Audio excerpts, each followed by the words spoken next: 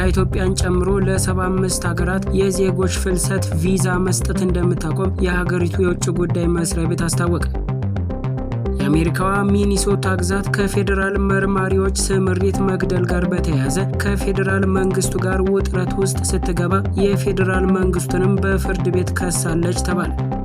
የዕለቱ አርዕስተ ዜናዎች ናቸው። ቀጥለን ዝርዝር ሐሳቡን እናሰማችኋለን። ላይክ፣ ሼር፣ ሰብስክራይብ እያደረጋችሁ እንድትከታተሉን በአክብሮት እንጠይቃለን።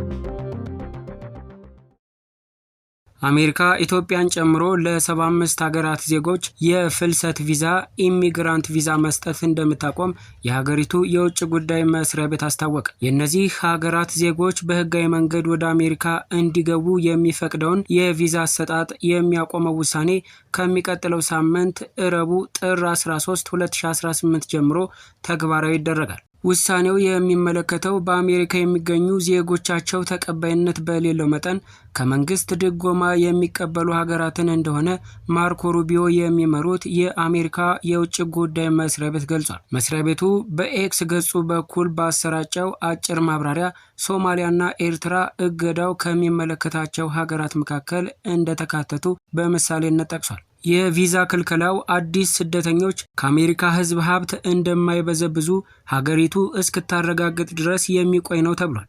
የፕሬዝዳንት ዶናልድ ትራምፕ አስተዳደር ውሳኔ በአሜሪካ ቤተሰብ ወይም እጮኛ ላላቸውና የስራ ዕድል ላገኙ የሌሎች ሀገራት ዜጎች ይሰጡ የነበሩ የቪዛ አይነቶችንም ያካትታል ብሏል። ከኢትዮጵያ ጎረቤቶች መካከል ከኬንያና ጅቡቲ በስተቀር የኤርትራ፣ ሱዳን፣ ደቡብ ሱዳንና ሶማሊያ ዜጎች ወደ አሜሪካ በሚያስገባቸው የፍልሰተኛ ቪዛ ላይ እገዳ ተጥሎባቸዋል። የአሜሪካ የቅርብ አጋር የምትባለው ግብጽ፣ ሁለቱ ኮንጎዎች፣ ናይጄሪያና ሩዋንዳ ከክልከላው ተግባራዊ ከሚደረግባቸው 75ቱ ሀገራት መካከል ተካተዋል። በሁለተኛ የአሜሪካ ፕሬዝዳንት የስልጣን ዘመናቸው ወደ ዋይት ሃውስ ከተመለሱ 1 ዓመት ሊሞላቸው የተቃረቡት ትራምፕና ቀኝ ዘመም ባለስልጣኖቻቸው ወደ ዩናይትድ ስቴትስ የሚደረገውን ፍልሰት ለመግታት መሰል እርምጃዎችን ሲወስዱ ቆይተዋል።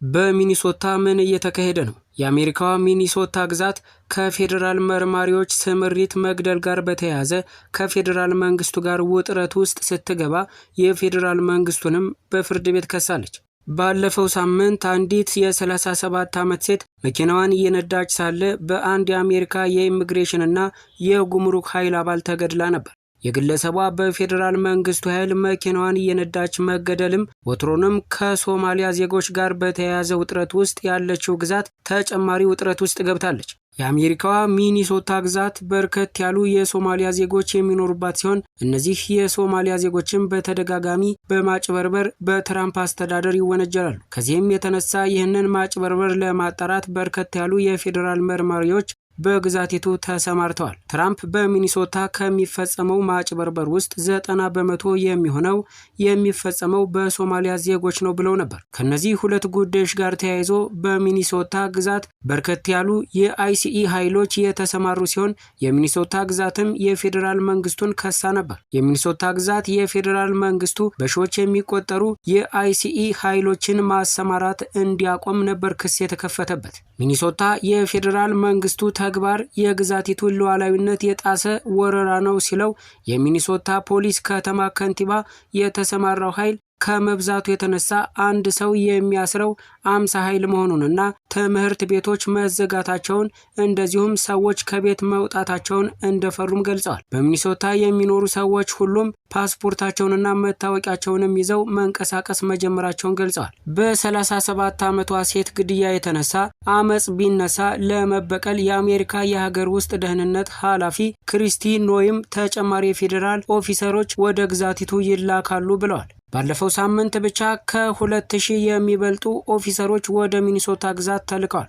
ኖይም የገደላቸው የ37 ዓመት ሴት አሸባሪ ብላ የገለጸቻት ሲሆን የአይሲኢ ኃይሉን ራሱን ለመከላከል የፈጸመው ጥቃት ነው ብላለች። የፌዴራል መንግስት በዚህ ግድያ በሚያደርገው ምርመራ የአካባቢው የምርመራ ቢሮ እንዳይሳተፍ ከልክሏል። የሚኒሶታ ግዛት የትራምፕ አስተዳደር ተጨማሪ የፌዴራል ኦፊሰሮችን ወደ ግዛቲቱ እንዳይልክ የከፈተችው ክስም ለጊዜው ውድቅ ተደርጓል። የፌዴራል ዳኛ የአይሲኢ አባላት ወደ ሚኒሶታ ግዛት እንዳይላኩ በቶሎ ለማስቆም የተጠየቀውን ጥያቄ ውድቅ አድርገዋል። ዳኛው የፌዴራል አስተዳዳሪዎች ላቀረቡባቸው ክስ በ4 ቀናት ውስጥ ምላሽ እንደሚሰጡም አዘዋል። ዳኛው የፌዴራል አስተዳዳሪዎች ለቀረበባቸው ክስ በ4 ቀናት ውስጥ ምላሽ እንዲሰጡም አዘዋል። ሚኒሶታ የአሜሪካ የፌዴራል መንግስት ተግባር በህገ መንግስቱ የተሰጠውን የግዛቶች ስልጣን የሚሸረሽር ነው ስትል፣ የፌዴራል አስተዳዳሪዎች ደግሞ ግዛቲቱ ወንጀለኞችን በመደበቅ ይከሳሉ። በሚኒሶታ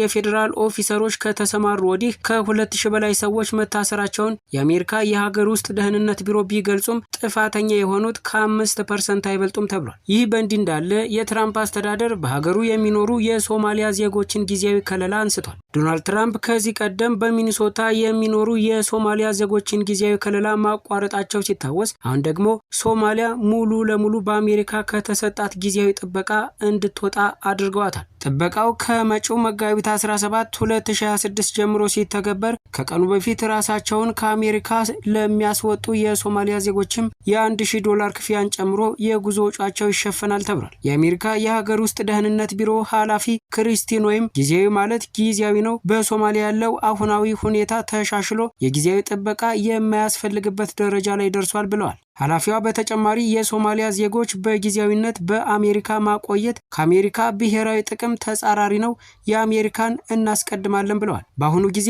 2471 የሶማሊያ ዜጎች የጊዜያዊ ከለላው ተጠቃሚ የነበሩ ሲሆን ተጨማሪ 1383 ሰዎች ጥበቃውን ለማግኘት አመላክተው እየጠበቁ ነበር። የጥበቃው መነሳትም ሚኒሶታን ጨምሮ በአሜሪካ የሚኖሩ የከለላው ተጠቃሚዎችን ከሀገር እንዲባረሩ ያደርጋል። የሪፖርተር ጋዜጣ በርዕሰ አንቀጽ አምዱ እየተለወጠ ካለው ዓለም ጋር እኩል መራመድ ግድ ነው የሚል ሰፋ ያለ ምንባብ አስነብቧል። እኛም የምንባቡን ሙሉ ቃል እንደሚከተለው አቅርበነዋል። ተከታተሉ። ባለፈው ሳምንት ግንባታው በይፋ የተጀመረው በአፍሪካ ግዙፍ የቢሾፍቱ ዓለም አቀፍ አውሮፕላን ማረፊያ የመጀመሪያ ምዕራፉ ከ4 ዓመታት በኋላ ተጠናቆ በዓመት 60 ሚሊዮን መንገደኞችን እንደሚያስተናግድ ተገልጿል። ሁለተኛው ምዕራፍ ሲጠናቀቅ ደግሞ በዓመት 110 ሚሊዮን መንገደኞችን በማስተናገድ ከዓለም ጥቂት ግዙፍ አውሮፕላን ማረፊያዎች አንዱ ይሆናል ተብሏል። ግንባታው በይፋ ያስጀመሩት ጠቅላይ ሚኒስትር አብይ አህመድ የኢትዮጵያ አየር መንገድ ባለፉት 80 ዓመታት የጥንታዊ ሀገር ምልክት ኩራት ሆኖ ስኬታማ ተግባራትን ማከናወኑን በእነዚህ ዓመታት ያለፈባቸው መንገዶች አልጋ ባልጋ እንዳልነበሩ በኢትዮጵያ በነበሩ የመንግስት ስርዓት ለውጥም ሆነ ሰው ሰራሽና ተፈጥሯዊ አደጋዎች ሳይበገር በከፍተኛ ብቃት የአፍሪካ ኩራት መሆን መቻሉንም ተናግረዋል። እንዲህ አይነት አኩሪ ታላቅ ፕሮጀክት የመላ ኢትዮጵያን አሻራ ነው። አሻራውን አጠናክሮ ማስቀጠል የሚቻለው ገጽታው በፍጥነት እየተለወጠ ካለው ዓለም ጋር እኩል በመራመድ ነው። ከዚህ ቀደም ታላቁን የህዳሴ ግድብ ግንባታ እውን ያደረጉ ኢትዮጵያውያን ለአገራቸው ልማትና እድገት ማንኛውንም አይነት መስዋዕትነት እንደሚከፍሉ የታወቀ ነው። ከ10 ቢሊዮን ዶላር በላይ ለሚያስፈልገው የአዲሱ አውሮፕላን ማረፊያ ግንባታ የተለያዩ አበዳሪዎችና ተባባሪ አካላት እንዳሉት ቢታወቅም በሌሎች ሜጋ ፕሮጀክቶችም ሆነ የግንባታ ስራዎች ህዝቡ ትብብር ለማድረግ እንዳመነታ ግልጽ ነው። አገሩን ከምንም ነገር በላይ አስበልጦ የማፍቀር ጸጋ የተላበሰው የኢትዮጵያ ህዝብ በሁሉም መስኮች በእኩልነት ላይ የተመሰረተ ተሳትፎ እንዲጨምር በርካታ ተግባራትን ያለንከን ማከናወን ይቻላል። ኢትዮጵያ አገሩ ሰላም እንድትሆንለት፣ ዘግናኝ ከሚባል ድህነት ውስጥ እንድትወጣለት፣ በአፍሪካም ሆነ በዓለም አቀፍ ደረጃ ስሟ ገኖ እንዲነገርለት ብዙ ስራዎችን መስራት ይጠበቅበታል። ይህ እውን ይሆን ዘንድ ደግሞ እየተለወጠ ካለው ዓለም ጋር እኩል እንድትሆንለትም ይፈለጋል። በአፍሪካ ተወዳዳሪ የሌለውና ስሙ ገኖ የሚታወቀው የኢትዮጵያ አየር መንገድ በዓለም አቀፍ ደረጃም ክብር ያለውና በርካታ ሽልማቶችን በማግኘትም ወደር የለውም። ይህን የመሰለ አኩሪ የአየር መንገድ ባለፉት 80 ዓመታት ባደረገው ጉዞ በርካታ ኢትዮጵያውያን አመራሮቹና ሰራተኞቹ ከፍተኛ አስተዋጽኦ አበርክተዋል። የኢትዮጵያ አየር መንገድ ይህን ሁሉ ስምና ዝና ተጎናጽፎ በዓለም ዙሪያ የሚታወቀው ለሀገር እድገት ራዕይ የነበራቸው ዜጎች በከፈሉት ዋጋ ነው። የኢትዮጵያ አየር መንገድ አርአያነት በቅንነት ለማየት ከተሞከረ በርካታ ሀገራዊ ተቋማት ስመጥር የሆኑ ነበር። ብዙዎቹ ተቋማት እንኳንስ በዓለም አቀፍ ደረጃ በአፍሪካም ቢሆን ተወዳዳሪ ለመሆን በጣም ብዙ ይቀራቸዋል። ተቋማት የሚገነቡበትን ተመራጭ መንገድ ማግኘት የሚችሉ ብቃትና ልምድ ብቻ ሳይሆን ራዕይ ያላቸው፣ ስነ ምግባር የተላበሱ፣ ከሙስና የጸዱ፣ አድሏዊ ያልሆኑ፣ እየተለወጠ ካለው ዓለም ጋር መናበብ የሚችል ግንዛቤ ያላቸውና የአገር ፍቅር ስሜት የተጎናጸፉ ዜጎች ሲኖራቸው ነው። ዘወትር እንደምንለው ኢትዮጵያ በሰው ኃይል በተፈጥሮ ጸጋዎችና ዘመኑ ያፈራቸውን የቴክኖሎጂ ውጤቶችን ተጠቅማ የማደግ እምቅ አቅም ያላት ሀገር ናት። በአፍሪካ የመጀመሪያውን ታላቁ የህዳሴ ግድብ በዜጎቿ